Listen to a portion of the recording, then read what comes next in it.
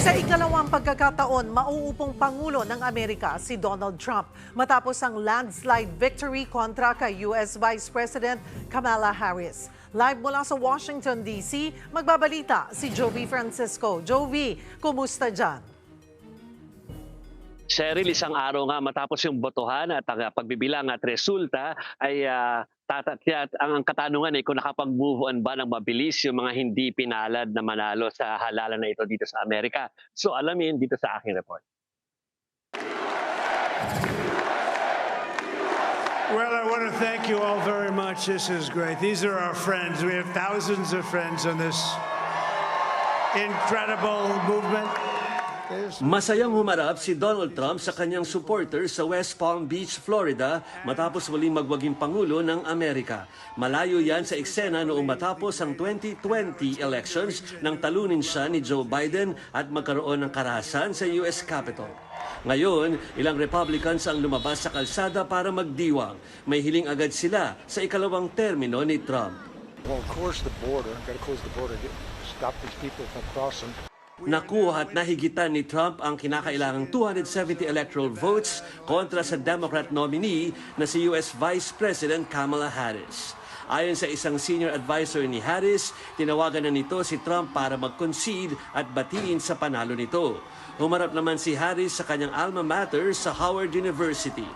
To the young people who are watching, it is okay to feel sad and disappointed. But please know it's going to be okay. Sabi niya pa, hindi man ito ang resultang inaasam nila, umapila siya sa kanyang supporters sa tanggapin ito.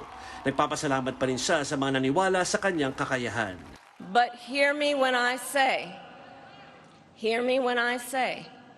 the light of America's promise will always burn bright. As long as we never give up, and as long as we keep fighting. Kasunod ng pagkapanalo ni Trump, ang pag-angat naman ng global stock market. Pero hindi lang daw stocks at Bitcoin ang tumaas. Ganon din ang mga pangamba sa paglobo ng inflation. Ilan sa mga aabangang polisiya sa termino ni Trump kung ipagpapatuloy niya ang mga batas patungkol sa paglaban sa climate change na para sa kanya ay hoax lamang. Kabilang sa mga nais niyang alisin ang subsidiya para sa wind power.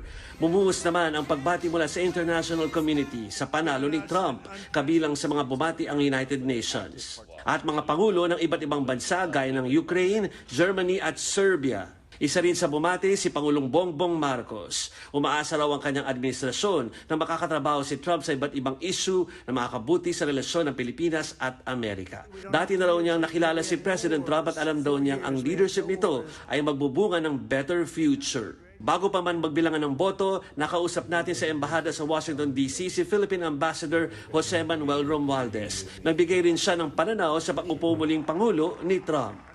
The second term for President Trump would mean America first, which is one of his slogans. And so we take that to mean that President Trump would most likely encourage or having more American businesses relocate back to the United States.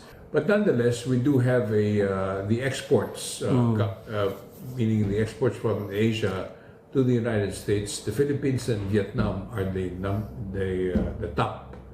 They are the top exporters of our various goods coming from our country and also Vietnam, which gives you an indication that there's a lot more economic trade. And I think that will continue.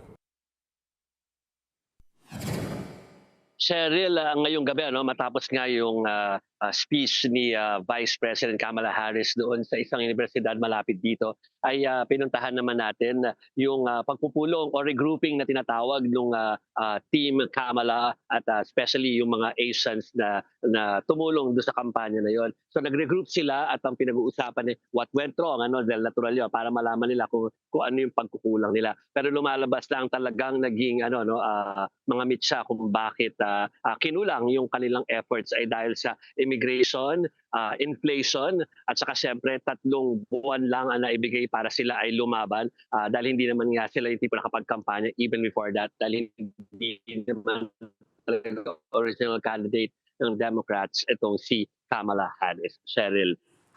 Maraming salamat, Joey Francisco, live mula sa Washington, D.C.